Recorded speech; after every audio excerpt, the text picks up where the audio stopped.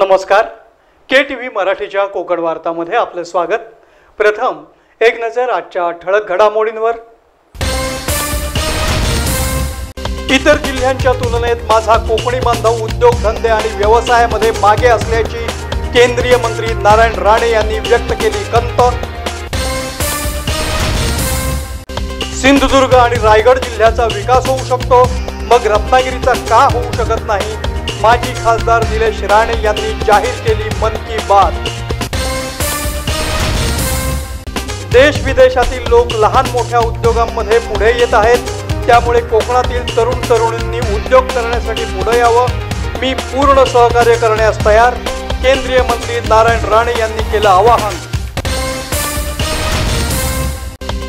आणि प्रमोद महाजन क्रीडा संकुल इथं जय भंडारी चषक भव्य night open under arm cricket स्पर्धेला प्रारंभ. यानंतरच्या बातम्या अल्पशा विश्रांतीनंतर. समुंदर की गोद में पला है तू, अंगड़ाई लेते ही लहरें शुरू. आज यौवन की मस्ती छोड़, ले चलता हूं तुझे एक नए मोड़. आजा तुझे माँ पुकारे अब, छेड़ देते हैं बीच से कुछ शरारत हंसी. गले लगा ले उसे ए फकीर, इंतजार कर रहा है तेरा तो. चल दे देते हैं उसे फसल की खूबसूरती तो. आजा तुझे माँ पुकारे अब, मीलों आगे चलना है हमें. सिर्फ फसल नहीं, तेरे स्पर्श की चाह में बैठे हैं शहरों में भी कहीं. उनके मुख पे भी लानी है मुस्कान, उन्हें भी देनी है एक नई पहचान. आजा तुझे माँ पुकारे अब. फिनोलेक्स पाइप्स पहुंचाए पानी को अपनी माँ के पास. आणि आता पाहूया बातम्या विस्ताराने. इतर जिल्ह्यांच्या तुलनेत माझा कोकणी बांधव उद्योगधंदे आणि व्यवसायामध्ये मागे असल्याची खंत केंद्रीय मंत्री नारायण राणे यांनी व्यक्त केली आहे. एकूणची संख्या मी पाहिली की रत्नागिरीमध्ये एमएसएमई उद्योग 62,000, महाराष्ट्रात 51 लाख आहे, रत्नागिरीत 1 लाख. काम उद्योग करू शकत नाही, जास्त पैसे मिळवू शकत नाही. मुलाबाळाला सुट्टी समाधीने आपले त्याच्या आवडीनिवडीप्रमाणे पूर्ण करणे एवढं उत्पन्न आमचं असू नये. मुलांना doctor, engineer, scientist, IAS, IPS बनवण्याची क्षमता आमच्यात असली पाहिजे. असा उद्योग आपण नाही करायचा.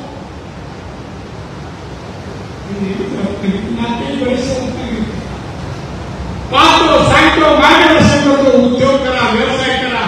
व्यवसायाची ग्रोथ वाढ होते ना. बाकी व्यवसाय शेती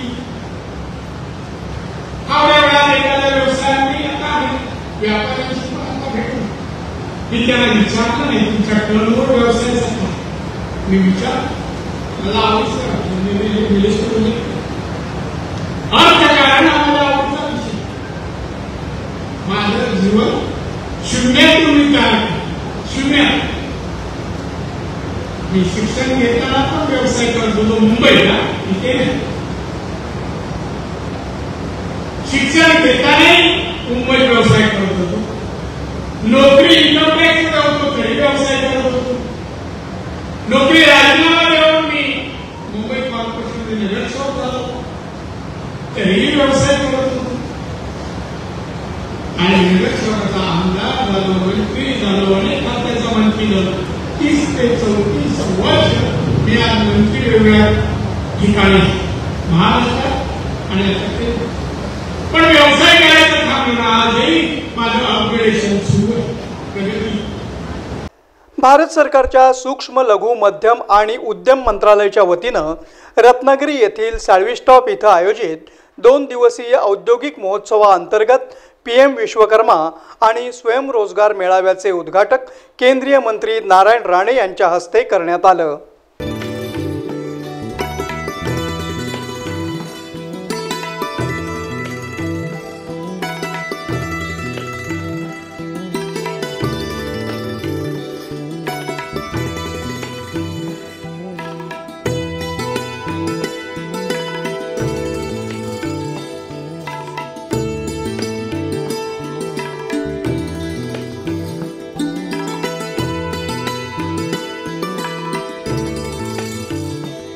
केंद्रीय मंत्री नारायण राणे यांनी सुरुवातीलाच आपल्या भाषणात छत्रपती शिवाजी महाराजांना अभिवादन करून आजच्या कार्यक्रमात मी राजकारणावर बोलणार नाही तर रत्नागिरीकरांबरोबर उद्योगधंदे वाढवण्याबाबत बोलणार आहे असं सांगितलं।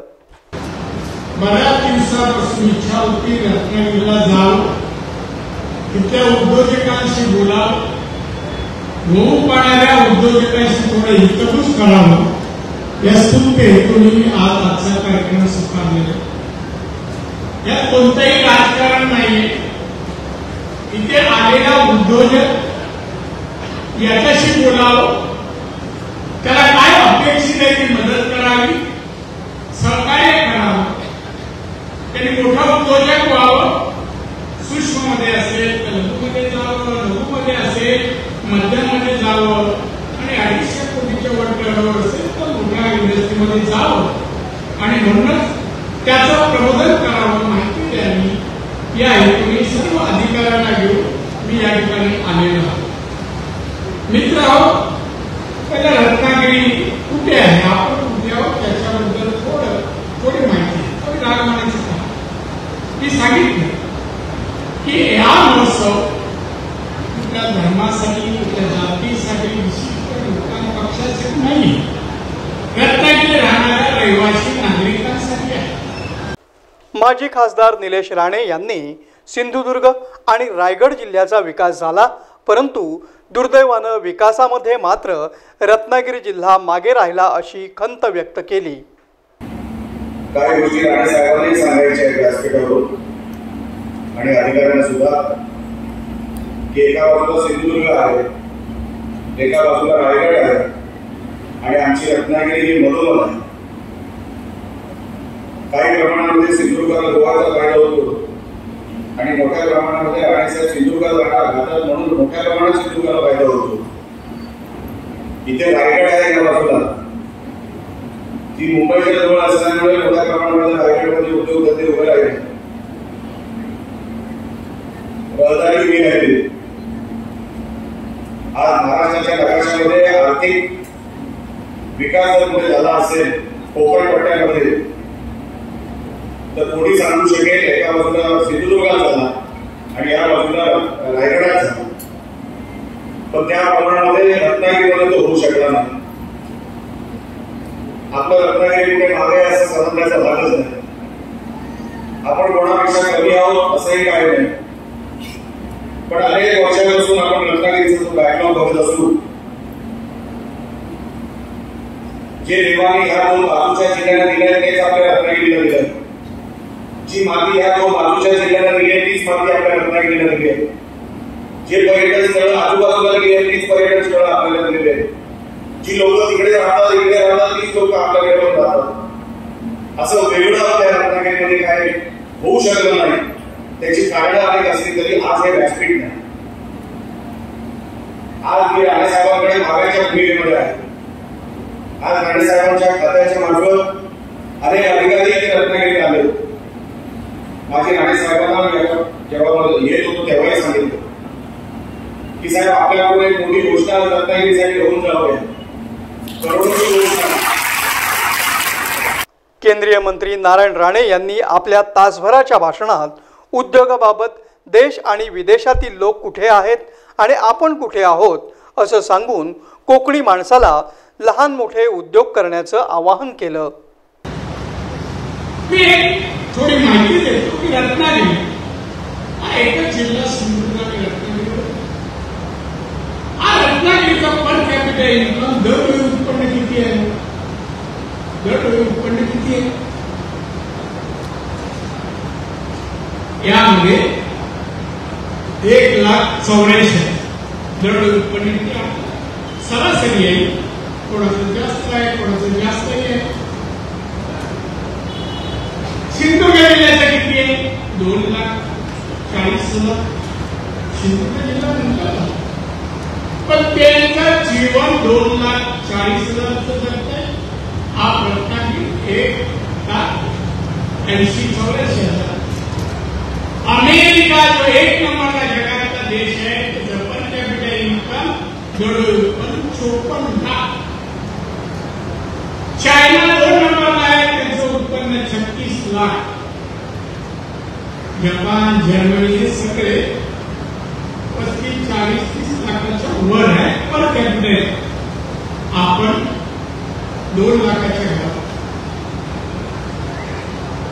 तर ती माणसं आहेत, त्यांनी आपलं उत्पन्न वाढवलं, आपल्या व्यवसायाची वाढ केली, ग्रोथ केली, पर कॅपिटल इन्कम वाढवला, जीडीपी वाढवला, एक्सपोर्ट वाढवला. आणि माझा विभाग जो हातात आहे त्यामध्ये जवळपास 7 कोटी उद्योग आहे आणि 15-16 कोटी कामगार आहेत. मी देशाच्या अर्थव्यवस्थेमध्ये आमचा जीडीपी 30% व थोडा अंतर. देशातून परदेशात एक्सपोर्ट होते ते तेवढी होते, त्यात आम्ही एकूण 50% आहे, 50% आहे, म्हणजे 50%. या प्रसंगी अप्पर जिल्हाधिकारी शंकर बर्गे, भाजप जिल्हाध्यक्ष राजेश सावंत, अशोक मयेकर यांच्यासह विविध अधिकारी आणि भाजपचे कार्यकर्ते, नेते आणि रत्नागिरीकर मोठ्या संख्येने उपस्थित होते. रत्नागिरी शहरातील कै प्रमोद महाजन क्रीडा संकुलमध्ये आयोजित जय भंडारी भव्य night open under arm cricket स्पर्धेचे उद्घाटन माजी नगरसेवक सुदेश मयेकर यांच्या हस्ते करण्यात आलं.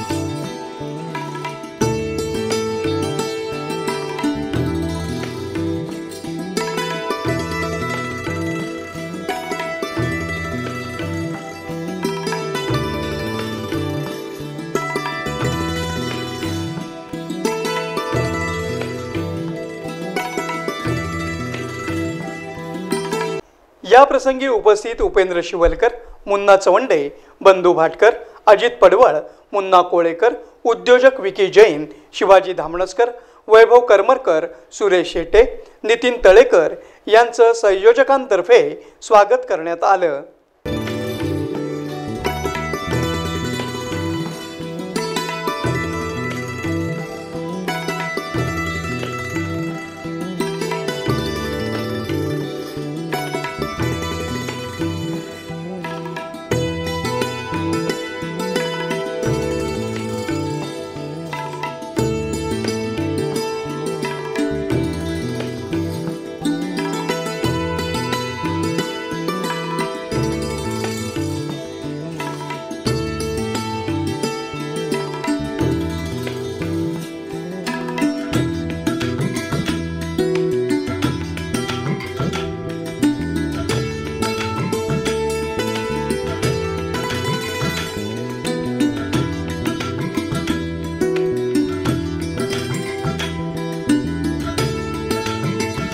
मागील 4 वर्षांपासून सुरू असलेल्या जय भंडारी चषक भव्य night open under arm cricket स्पर्धेला चांगला प्रतिसाद मिळत आहे.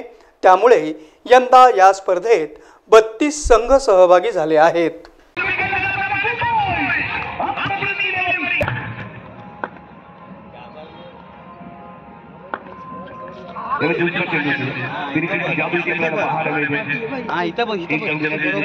अतिरिक्त स्वरूपाने संघाचं खाते जे ओपन होताना आपल्याला पाहायला मिळाले. सूरज अनिबाज रायडर काउंटरिंग यावेळी स्ट्रायकिंग लीडला असेल बरोबर.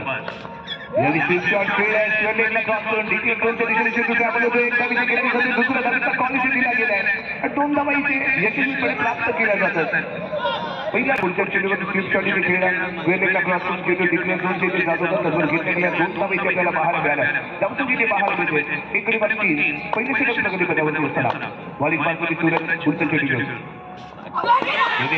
खेळण्याचा प्रयत्न होता. बॅट बॉलचा प्राइज येतो असं कनेक्शन इथे पाहायला मिळालं नाहीये. व्हाईट बॉलचा इशारा येतोय. पुन्हा एक नजर आजच्या ठळक घडामोडींवर. इतर जिल्ह्यांच्या तुलनेत माझा कोकणी बांधव उद्योगधंदे आणि व्यवसायामध्ये मागे असल्याची केंद्रीय मंत्री नारायण राणे यांनी व्यक्त केली खंत. सिंधुदुर्ग आणि रायगड जिल्ह्याचा विकास होऊ शकतो, मग रत्नागिरीचा का होऊ शकत नाही. माजी खासदार निलेश राणे यांनी जाहीर केली मन की बात. देश विदेशातील लोक लहान मोठ्या उद्योगांमध्ये पुढे येत आहेत, त्यामुळे कोकणातील तरुण तरुणींनी उद्योग करण्यासाठी पुढे यावं. मी पूर्ण सहकार्य करण्यास तयार. केंद्रीय मंत्री नारायण राणे यांनी केलं आवाहन. आणि प्रमोद महाजन क्रीडा संकुल इथं जय भंडारी चषक भव्य night open under arm cricket स्पर्धेला प्रारंभ. याबरोबरच आजचं हे बातमीपत्र संपलं. पुन्हा भेटूया पुढील बातमीपत्रात. तोपर्यंत नमस्कार.